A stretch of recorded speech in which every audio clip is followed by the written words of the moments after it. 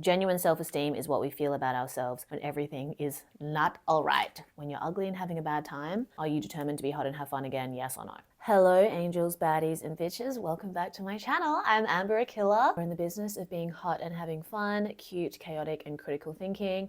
This is not about becoming more like me. It's about becoming more you. I am on my own journey, living, laughing, loving, learning, and sharing as I go. And I'm so grateful that we get to be a part of each other's journey. Thank you so much to anyone that's been supporting the channel, liking, subscribing, commenting, sending me messages about videos that have resonated with you. You can follow me on other platforms too, Instagram, TikTok, Spotify, SoundCloud. Subscribe to the podcast, Friend Crush with Amber Akilla, and the Patreon at Amber Akilla. We have a group chat. We kiki in there, share resources. There's exclusive content, and I think we're going to work on a book club potentially. I have recently had a lot of people ask me for book recommendations. If you followed me for a while, you may or may not have heard me talk about The 6 Pillars of Self-Esteem by Nathaniel Branden. This book rewired my brain. This book and The Road Less Traveled by M. Scott Peck are two foundational books to the content that I make and my mindset and approach to life. So I first read this book in 2019 when I was living in Shanghai, and I didn't really take the book that seriously, and I didn't do any of the written exercises because I was still very skeptical about the power of putting pen to paper. Now, you will also know I'm a huge advocate for journaling, thought dumping, writing positive affirmations, and this book has a lot of sentence completion exercises in the book, which I highly recommend that you do. In 2020, I hit my Saturn return, spiritual, emotional rock bottom. And I was like so desperate to claw my way out of like the mental state that I was in. I was open to doing like anything. So I reread this book and I did all the sentence completion exercises. I was doing it in conjunction with therapy. So I would do the sentence completion exercises at home, and then they would trigger sorts of like reflections and questions that I would then take to my therapist, and we would work through the different questions that I had in therapy. And it literally rewired my brain. The term self-esteem gets thrown around a lot. I think previously I just thought of it as you just feel good about yourself or you just like yourself. But this book really breaks down the 6 pillars of self-esteem. Like, this man studied self-esteem in depth. He's a psychoanalyst. He describes self-esteem basically as like the immune system of consciousness. When self-esteem is low, our resilience in the face of life's adversities is diminished. We crumble before vicissitudes that a healthier sense of self could vanquish. We are far more likely to succumb to a tragic sense of our existence and to feelings of impotence. We tend to be more influenced by our desire to avoid pain than to experience joy. Negatives have more power over us than positives. If we do not believe in ourselves, neither in our efficacy nor in our goodness, the universe is a frightening place. For this reason, I have come to think of positive self-esteem as, in effect, the immune system of consciousness, providing resistance, strength, and a capacity for regeneration. Just as a healthy immune system does not guarantee that one will never become ill, but makes one less vulnerable to disease and better equipped to overcome it. So a healthy self-esteem does not guarantee that one will never suffer anxiety or depression in the face of life's difficulties, but makes one less susceptible and better equipped to cope, rebound, and transcend. High self-esteem people can surely be knocked down by an excess of troubles, but they are quicker to pick themselves up again. Is there such thing as too much self-esteem? Persons of high self-esteem are not driven to make themselves superior to others. They do not seek to prove their value by measuring themselves against a comparative standard. Their joy is in being who they are, not in being better than someone else. Rather than going through the whole book section by section, I want to create parallels between my life philosophy of being hot and having fun, which I've discussed in previous videos, which is also kind of related to videos I've made about confidence and how I understand confidence. So the book is in 3 parts. Part 1, self-esteem, basic principles. Part 2, internal sources of self-esteem. Focus on action. Number 1, the practice of living consciously. 2, the practice of self-acceptance. 3, the practice of self-responsibility. 4, the practice of self-assertiveness.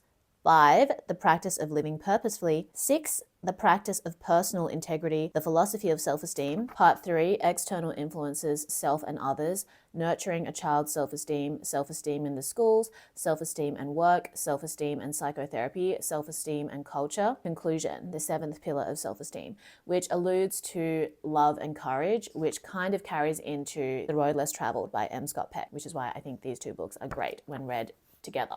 When we talk about being hot and having fun, the hot, how does what we do manifest as us being able to feel comfortable in our own skin, confident in our own skin? Magnetism, looking good, feeling good. And this is for each person to decide for themselves. You know, you don't have to declare this to the world, you just need to communicate it to yourself. Having fun is like long-term sustainable joy in your life, not hedonism, not escapism. So being able to apply discipline to the way that you live, intention and awareness, and also being able to embrace short-term discomfort for long-term goals, long-term gain. Okay, so let's do a quick overview. The first pillar, the practice of living consciously. You are committed to being present, aware of your thoughts, your feelings and actions, and seeking feedback from reality. So the hot part, you make choices that align with your well-being. It could include your diet, exercise regime, making sure you're stretching, making sure you're hydrated, making sure you sleep enough, keeping your vices in check like alcohol, drug, nicotine, making sure that you are proactive in the way that you're living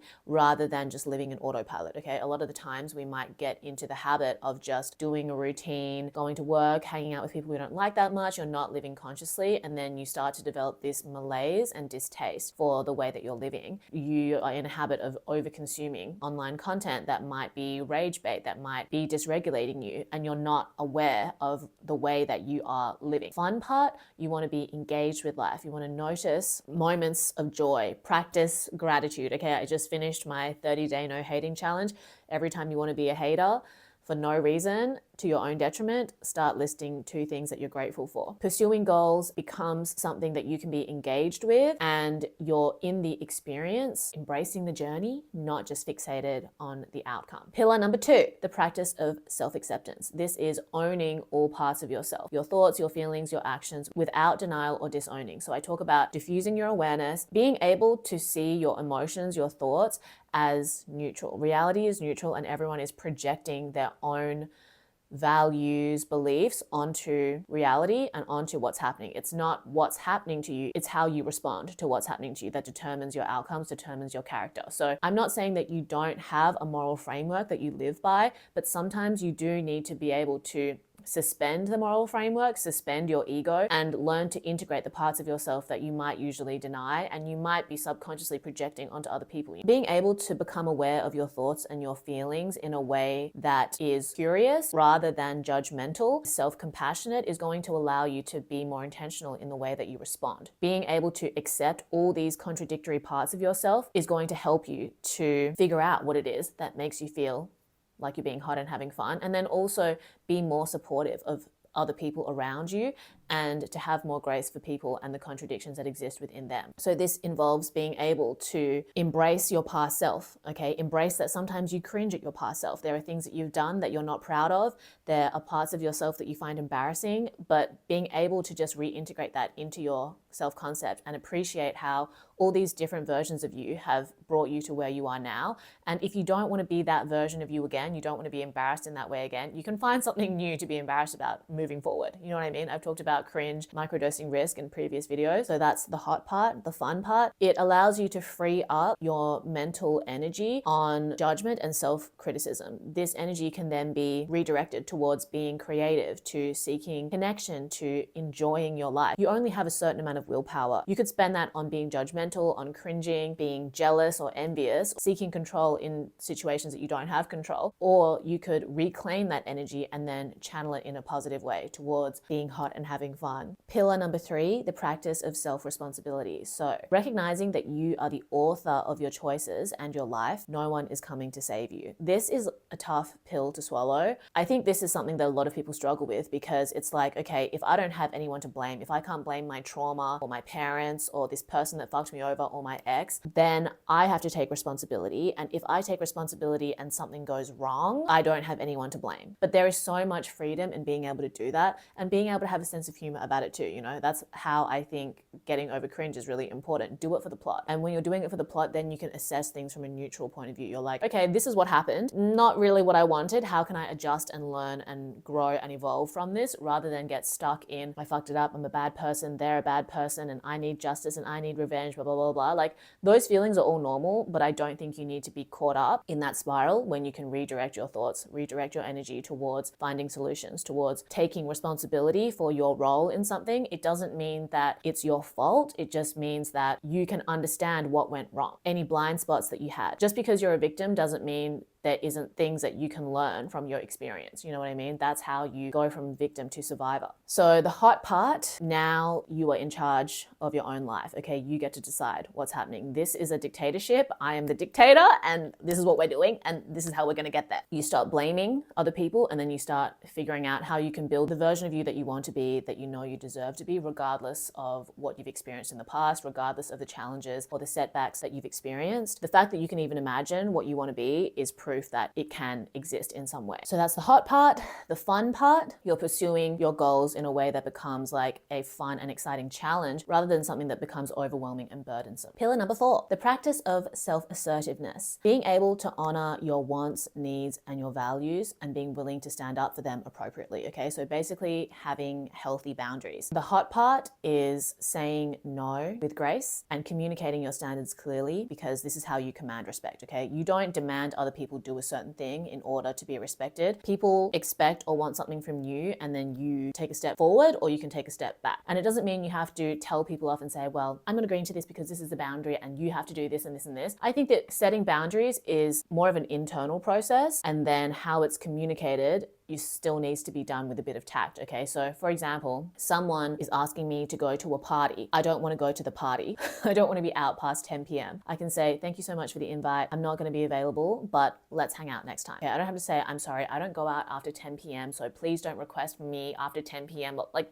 nobody wants to hear that, okay? That's not hot and it's not fun. Or some guy is trying to message you at 2 a.m. for a booty call. You don't have to say, that was rude of you to message me at 2 a.m. Who do you think you are? You either just don't reply, or you reply at a reasonable hour and you say, oh, sorry, I didn't get your message. What's your week looking like for lunch? And if they decline you, then you're not compatible, okay? So being able to live with assertiveness rather than trying to shape yourself into what you think other people want. You are who you want to be, and then you allow space for other people to be that too, and then you vet your compatibility as you go. So the fun part, you're not people pleasing anymore, okay? You're starting to surround yourself with people who respect your boundaries, and then it makes all of your interactions more respectable and enjoyable, okay? We're looking for win-win, mutual support, mutual respect. It doesn't mean that you are the same. It just means that you aren't requiring the other person to go above and beyond to make you feel safe or to make them feel safe. I am me, you are you. I keep my side of the street clean, you keep your side of the street clean. I can always come and assist you in a crisis. I'm here for you, you're here for me, but we're not codependent on each other, okay? Pillar number 5, the practice of living purposefully. Setting goals and taking the steps to achieve them, using your powers productively. So I always say, like, everything is on a spectrum, and anything can be used for good or for bad, for production, for creativity, or for destruction. The hot part, figuring out what your goals and purpose are. It doesn't have to be earth-shattering, paradigm-shifting. Maybe your goal is to just be financially stable for the next 6 months. Maybe your goal is to just find joy in your day-to-day life in the next 30 days. No hating for the next 30 days. Not doom scrolling every night before you go to bed or every day when you wake up in the morning. You can use my habit tracker for this. When you have purpose and direction and you're actively applying yourself, participating in your life, that is going to give you a sense of confidence and self-esteem, because you are proving to yourself that you can keep promises to yourself and that you have integrity, and then you will be able to better understand and vet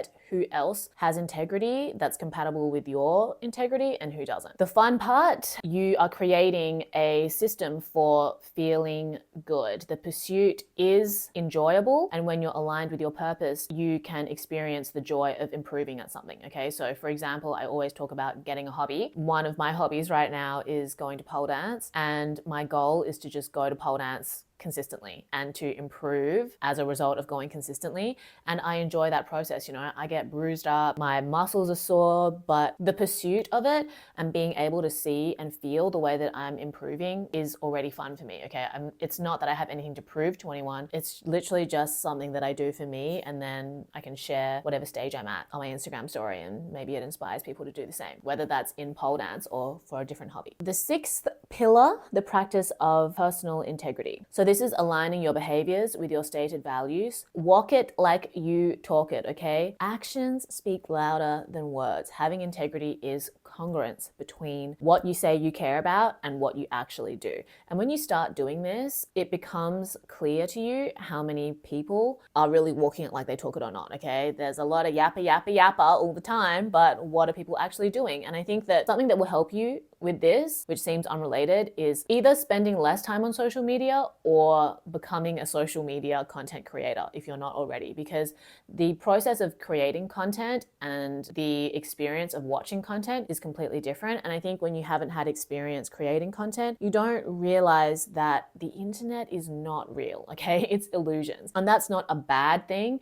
It's just that it can warp your perception of reality and the way that relationships can be formed or the process of what it takes to achieve something. So if you're in a lot of parasocial relationships, you actually don't know people the way that you think you do, you know? And what someone says they're about, you don't necessarily know if they're really about it or not offline. The version of me that you see and that you interpret from what I share could be very different from who I actually am as a person, and that's okay. But I think that you get a better understanding of this when you learn to have personal integrity with yourself, and then you care a lot less how people perceive you. You know, like I can't control the fact that some people see me in one way or another way because everyone lives in their own reality, but I need to make sure that I'm still grounded in my own reality and I'm being hot and having fun and present and an active participant in my own life. You're never going to know exactly whether I'm really walking it like I talk it or not, and the same for me with you. But I think that shifting your focus back onto yourself, and when you're fully locked in on like measuring that and monitoring that and being consistent in that for yourself, you literally don't have the time or energy to bother or police other people on whether they're doing it or not. I think that when you go outside, it's still 2007 and you are still stuck with figuring out whether or not you're living in alignment with your values, whether you are doing the things that you say you're going to do, whether that's to yourself or to other people. So the practice of personal integrity is about building unshakable self-trust. When you know that you can keep promises to yourself, your confidence becomes authentic and not performative. So like I said, me going to pole dance is me keeping the promise to myself that I'm going to go as often as I can, as consistently as I can. There are lots of times where I book a class and I'm like, do I really want to go? Should I just not go? And I'm like, you know what? Even if you go and you don't hit the move by the end of the class, at least you went, okay? Going is more important than making sure that I have something to show for it. Because I've committed myself to this practice for so many years, I've built self-trust within myself, and that will subconsciously translate into other areas of my life. I know that I can do that consistently. So if I really put my mind to wanting to pick up something else, I know what it means to commit to myself in that way, in spite of all the challenges that might come up in the process. So that's the hard part. The fun part is the feeling of being able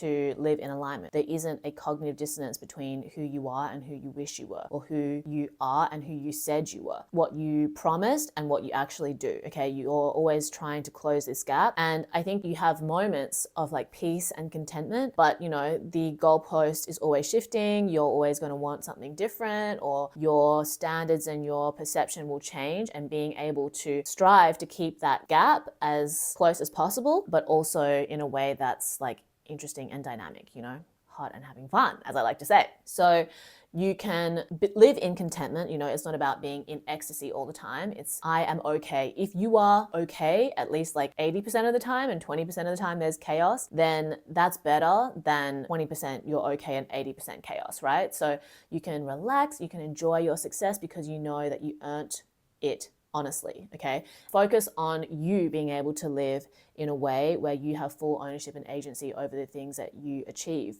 because you've committed yourself to walking it like you talk it, having congruence between words and actions. And then you'll be able to spot that in other people too, because people ask me for dating advice and how do I spot red flags, blah, blah, blah. You won't need any of that, because when you have developed like a solid inner world and self-esteem, it will be obvious to you who doesn't have it, okay? You won't need to even like consciously think about it. You'll be in the presence of someone and you'll be able to just feel that you're not on the same wavelength. It's not about that person being good or bad, because you're also on your own journey too. You know, you're going through all different levels and there's going to be ups and downs, etc. But you'll be able to embrace the way that these things change with much more ease and grace, because you're just locked in on what you're doing, okay? Maintaining your self-esteem rather than feeling like you're responsible for anybody else's or that anyone else is responsible for yours. No one's coming to save you. Okay, so being hot and having fun is not just beauty standards and hedonism, it's being disciplined in the practice of self-esteem, okay? You can't be on 100 all the time, but you can do your best. And this book really helps to provide that framework. And I feel like more and more, like the world that we live in is constantly trying to make it more and more difficult for people to create a healthy sense of self-esteem, okay? You're constantly being marketed to, constantly rage baited, because this keeps you in a vulnerable state and easier to manipulate. Being able to pursue having a healthy self-esteem is incredibly difficult in this day and age, okay? Discipline is a scarce resource, and it's not something that you can buy. It's only something that you can like literally mentally push and claw your way through, okay? So I have habit trackers, and I've talked about the book Atomic Habits in the past. Maybe I'll do a separate video on it. But small, consistent changes are going to have a greater impact long-term than trying to change your life overnight. Even if all you do for the next 30 days is read this book and do some of the written exercises, you'll probably get more out of that than feeling like you watch this video and then tomorrow you're going to be a different person. Okay, so some quotes. If we live in a society where business associates, corporate heads, political figures, religious leaders, and other public personalities hold themselves to high standards of morality, it is relatively easier for an average person to practice integrity than in a society where corruption, cynicism, and amorality are the norm. In the latter kind of society, the individual is likely to feel that the quest for personal integrity is futile and unrealistic unless he or she is extraordinarily independent and autonomous. The challenge for people today, and it is not an easy one, is to maintain high personal standards while feeling that one is living in a moral sewer. Grounds for such a feeling are to be found in the behavior of our public figures, the horror of world events, and in our so-called art and entertainment, so much of which celebrates depravity, cruelty, and mindless violence. All contribute to making the practice of personal integrity a lonely and heroic undertaking. If integrity is a source of self-esteem, then it is also, and never more so than today, an expression of self-esteem. The principle of reciprocal causation. How do you practice all the 6 pillars, and does one not need already possess self-esteem? How can they be the foundation of self-esteem? The principle of reciprocal causation. The behaviors that generate good self-esteem are also expressions of good self-esteem. Living consciously is both a cause and effect of self-efficacy and self-respect, and so is self-acceptance, self-responsibility, and all other practices described. The more I live consciously, the more I trust my mind and respect my worth, and if I trust my mind and respect my worth, it feels natural to live consciously. The more I live with integrity, the more I enjoy good self-esteem. And if I enjoy good self-esteem, it feels natural to live with integrity. So an analogy to physical exercise may be helpful. If we are in poor physical condition, exercise is typically difficult. As our condition improves, exercise becomes easier and more enjoyable. We begin where we are and build our strength from there. Raising self-esteem follows the same principle. These practices and ideals are to guide us, and this can hardly be overemphasized. They do not need to be lived perfectly 100% of the time in order to have a beneficent impact on our lives. Small improvements make a difference. Convictions are important because they give rise to emotions and actions, brackets practices.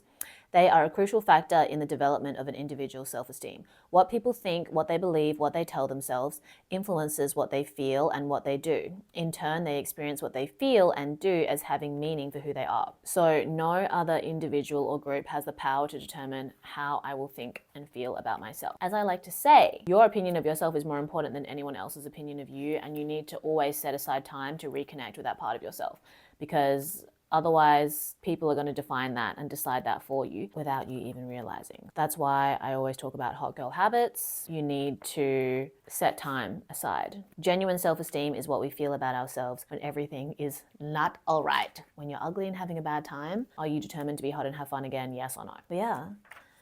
I love this book. It changed my life. I hope that it changes yours too, for the better. If you've read this book, if you do read this book, please let me know. If you have any thoughts, feelings, comments, questions, let me know. I will speak to you soon. Stay hot and having fun. drink lots of water, tell your friends and family you love them, follow me on all the things. I love you lots. I'll speak to you soon.